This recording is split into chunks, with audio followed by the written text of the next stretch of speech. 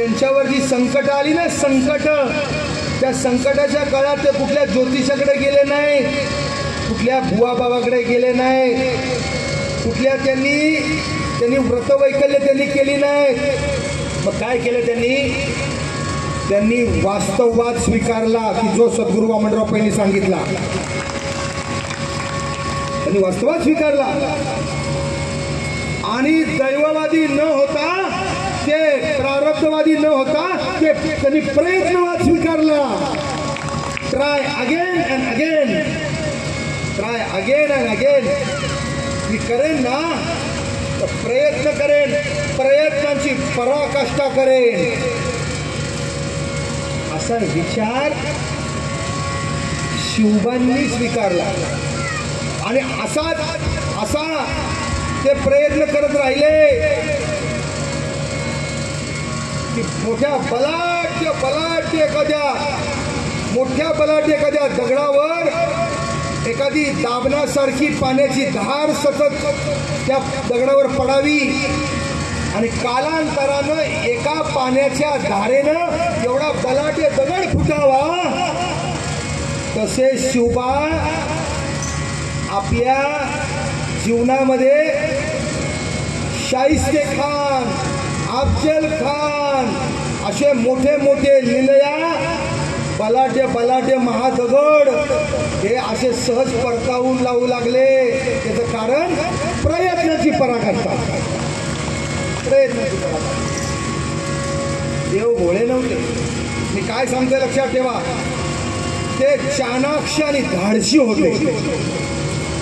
जाणता राजा ऐकतोय ना आपण, आदर्श राजा, ते चाणाक्ष होते. त्यांच्या ठिकाणी समय सूचकता होती. कोणत्या वेळेला कोणता निर्णय घ्यावा याची त्यांच्या ठिकाणी क्षमता होती.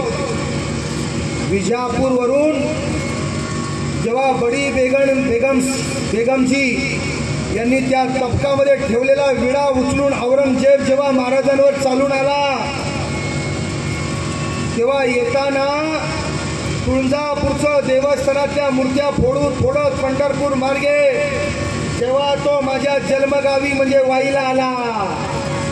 आणि वाईला आला, अफजल खान डेरे दाखल. तिथं काय झाला, आपल्या हजारो सैन्य सामर्थ्यासह तिथं त्यांनी जेव्हा छावण्या उभारल्या तेव्हा म्हणाला, हा ये डोंगर का चूहा कहा जाएगा, उसको मैं ऐसा पकड़ूंगा और ऐसा लेके जाऊंगा. कोण म्हणत होता? अफजल खान. अफजल खान होता पण कसा, लक्षात ठेवा.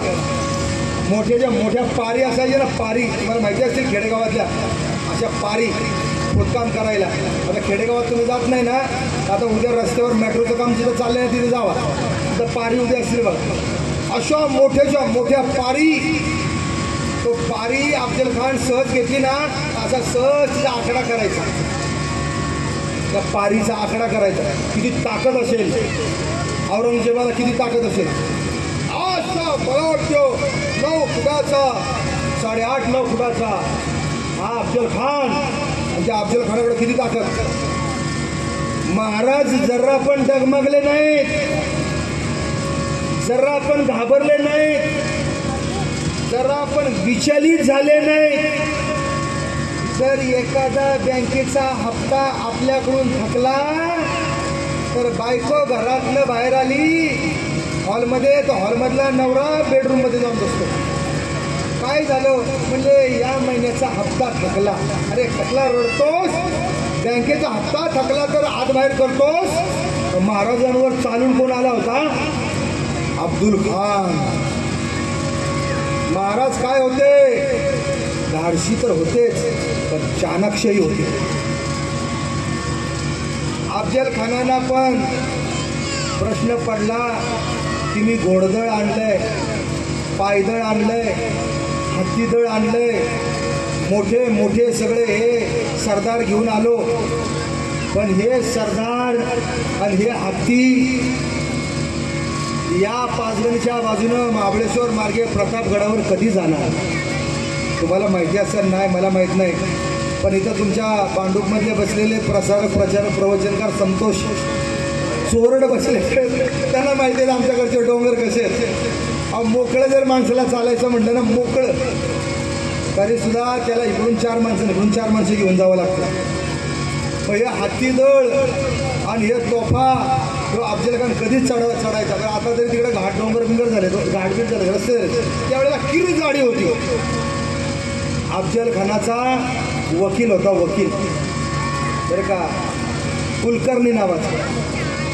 त्यानं निरोप पाठवला महाराजांना आणि त्यांना सांगितलं, महाराजांना आम्ही तुमची भेट घेऊ इच्छितो. तुम्ही काय करा, आमच्या बडी बेगम साहेबांना शरण या, तुम्हाला सगळे किल्ले देऊ टाकतो.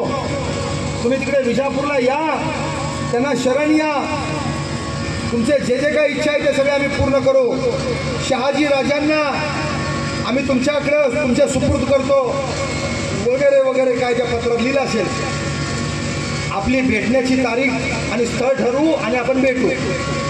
महाराज काय होते, धाडसी होते पण चाणाक्ष होते. तुम्ही असं करा, अफजल खान म्हणाला तुम्ही वाईलाच या. महाराज वाईला येणार होते का? महाराज चाणाक्ष होते. महाराज म्हणाले या अब्दुल खानाला रडतोंडीच्या घाटानं प्रतापगडच्या पायथ्याशी आणला, या अर्धा निम्मा काय होईल, राहिला येईल. आपण वाईला जायचं नाही, अफजल खानाला प्रतापगडाच्या पायथ्याशी बोलवायचं, जावळी खोऱ्यात. मी का सांगतोय, उगाच जाणता राजा नाही हो, आदर्श राजा उगाच नाही, चाणाक्षपणा होता. माणूस कसा चाणाक्ष असला पाहिजे, नाहीतर आपली